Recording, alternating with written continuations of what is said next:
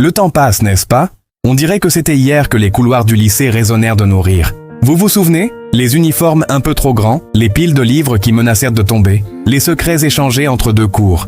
C'était l'époque des premières amitiés, celles qui semblaient devoir durer pour toujours, des après-midi passés à refaire le monde avec les copains, des activités scolaires qui rythmaient nos semaines. Chaque journée était une petite aventure, une nouvelle page qui s'écrivait dans le grand livre de notre adolescence. On se croyait invincible. L'avenir était une promesse lointaine et excitante. Puis, sans même qu'on s'en rende compte, le décor a changé. La sonnerie du lycée a été remplacée par le silence concentré des bibliothèques universitaires. Les livres sont devenus plus épais, les nuits plus courtes. Vous connaissez ça, n'est-ce pas? Ces heures passées devant un écran d'ordinateur, le clavier qui crépite sous les doigts, à chercher cette information cruciale pour un mémoire. Le café devient notre meilleur ami, les examens, des montagnes à gravir. C'est une période de doute, mais aussi de découverte de soi. On apprend à être autonome, à pousser nos propres limites.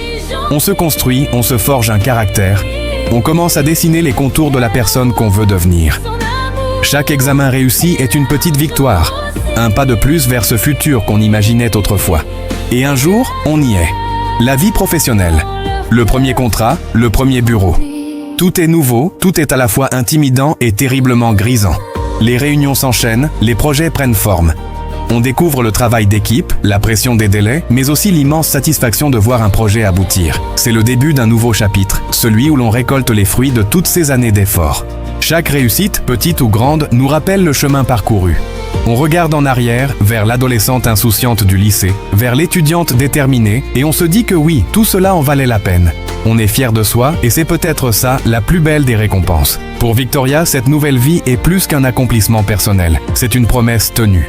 Une promesse faite à ceux qu'elle a laissés derrière elle, mais qui ne quittent jamais ses pensées. Chaque semaine, elle prend son plus beau stylo. La première lettre est pour sa mère. Elle y dépose des mots doux, des nouvelles rassurantes, des souvenirs tendres. Elle lui raconte ses journées, ses petits bonheurs, ses défis. Elle veut que sa mère sente sa présence, même à des milliers de kilomètres. Elle sait que chaque mot sera lu et relu, comme un trésor précieux. C'est sa façon de lui dire « Je pense à toi, je ne t'oublie pas ». Ensuite viennent les lettres pour ses deux sœurs. Avec elles, le ton est différent, plus complice. Elle partage des anecdotes amusantes sur ses collègues, demande des conseils sur une nouvelle recette, parle de ses espoirs et de ses rêves. Elles sont ses confidentes, ses piliers. Dans ses lettres, elle n'est plus seulement la fille qui a réussi. Elle redevient la grande sœur, l'amie. Elle leur raconte les lumières de la ville, mais aussi combien le ciel étoilé de leur enfance lui manque. C'est un lien indéfectible, tissé de rires partagés et de secrets bien gardés, un lien que la distance ne pourra jamais briser. Puis, c'est au tour de son père. La lettre est plus sobre, mais tout aussi chargée d'amour. Elle lui parle de son travail avec fierté, sachant qu'il sera fier d'elle. Elle lui demande des nouvelles du jardin, de la vieille voiture qu'il aimait tant bricoler. Elle sait qu'il s'inquiète pour elle, alors elle choisit des mots qui apaisent, qui montrent que tout va bien, qu'elle est forte et heureuse. C'est un dialogue silencieux entre un père et sa fille.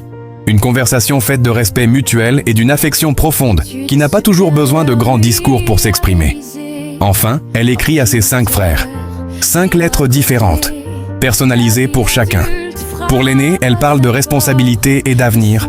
Pour le plus jeune, elle glisse un dessin ou une blague. Elle se souvient des jeux dans la cour, des disputes et des réconciliations. Elle est leur modèle et elle le sait. Elle les encourage dans leurs études, dans leurs passions. Elle veut qu'ils sachent qu'elle croit en eux, que tout est possible s'ils travaillent dur. À travers ses lettres, elle continue de veiller sur eux, de les guider, comme elle l'a toujours fait. Mais les mots ne sont pas suffisants. Victoria sait que sa famille a des besoins. Alors, avec chaque lettre, elle joint quelque chose de plus tangible. Une partie de son salaire, gagnée à la sueur de son front. Ce n'est pas juste de l'argent. C'est de l'amour transformé en soutien. Sur chaque enveloppe, un nom. Maman, papa, ses sœurs, ses frères. Chaque transfert bancaire est un geste réfléchi, une façon de prendre soin d'eux à distance. C'est sa contribution, sa manière de leur rendre un peu de tout l'amour et de tous les sacrifices qu'ils ont faits pour elle. C'est une chaîne de solidarité qui traverse les continents. À des milliers de kilomètres de là, le facteur arrive. C'est un moment attendu, un événement. La famille se rassemble. Les enveloppes sont ouvertes avec des mains parfois tremblantes. Les lettres sont lues à voix haute et chaque mot de Victoria résonne dans la maison. Les visages s'illuminent. Il y a des sourires, des rires Et parfois, des larmes qui coulent sur les joues. Des larmes de joie, de fierté, d'émotion.